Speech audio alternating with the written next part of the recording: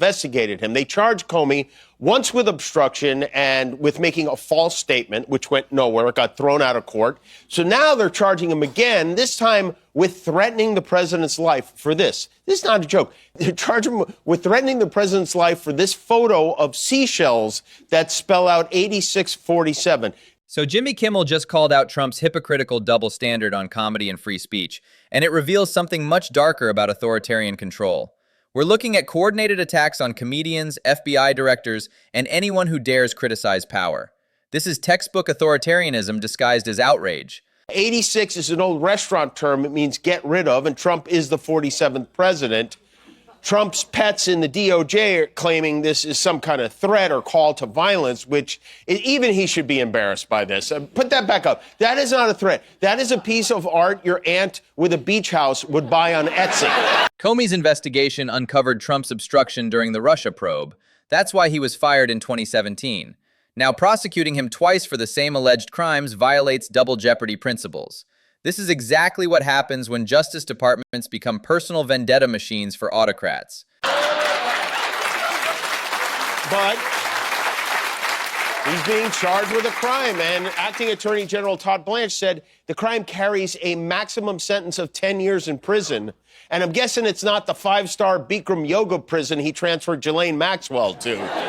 He also said this wasn't politically motivated. Yeah, they just, you know what? They just don't like people named Jim, is what I've learned. In restaurant slang, 86 means to remove something from the menu. Comey posted seashells spelling 8645, meaning remove the 45th president. Prosecuting someone for arranging seashells is Soviet-level absurdity. This prosecution would be laughed out of any legitimate courtroom. So last night, America's Mayor Rudy Giuliani rose from the grave to weigh in on the ongoing drama involving me. Dad, I want you, if you don't have it, I want you to dig out the one from maybe one of the most distasteful human beings in this country, Jimmy Kimmel. Oh, what was that sound? You just...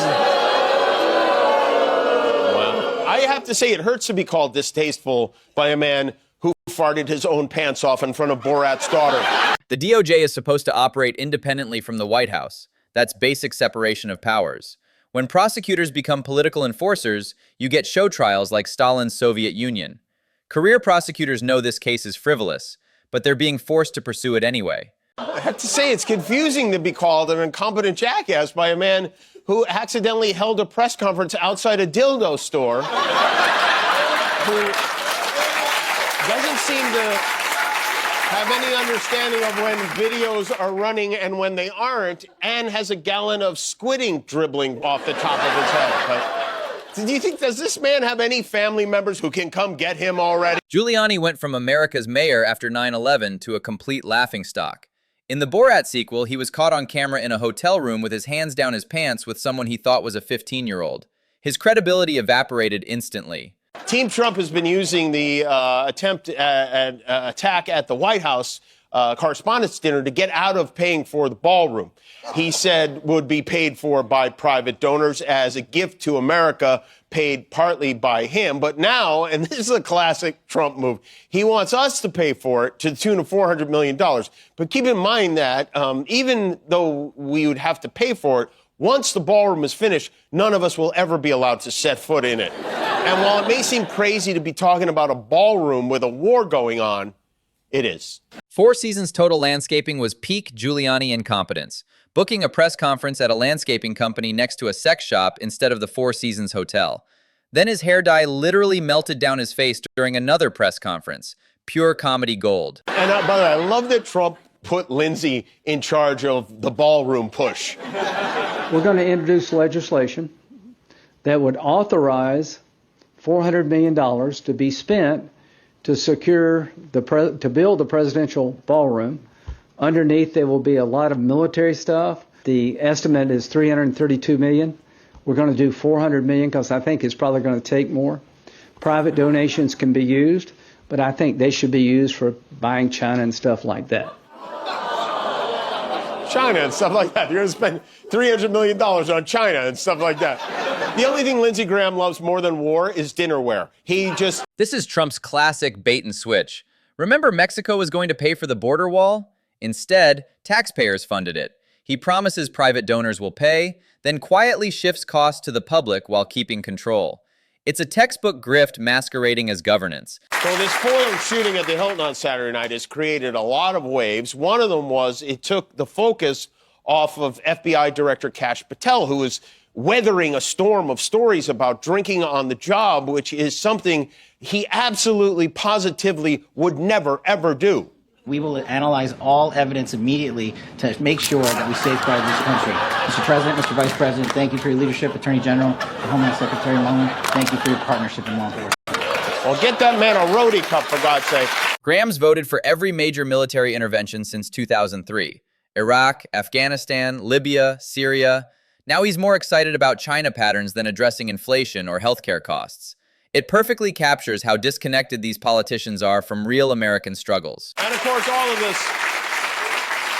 self-inflicted stupidity it's a distraction from inflation and the price of gas and the grifting and the Trump-Epstein files they claim don't exist, and the fact that we are still fighting a war that the president declared we won on the first day. We're now on week 9 of the war.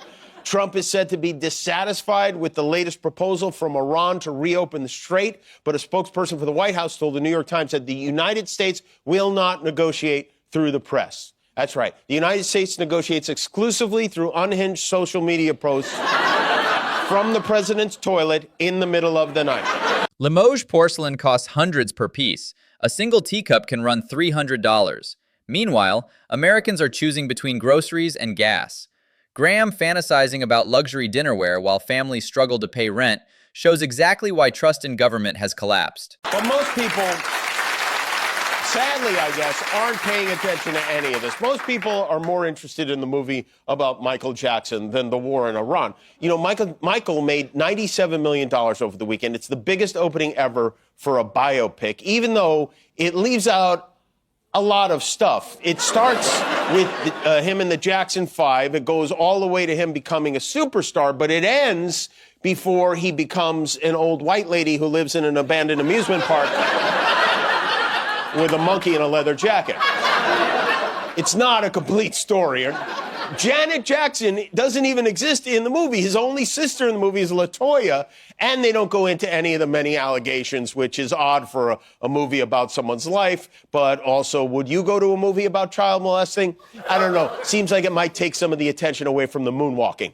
Classic misdirection strategy. Create manufactured outrage over jokes while real issues fester. Gas prices, inflation, foreign policy disasters get buried under culture war nonsense. It's deliberate. Keep people angry about trivial things so they ignore substantive failures.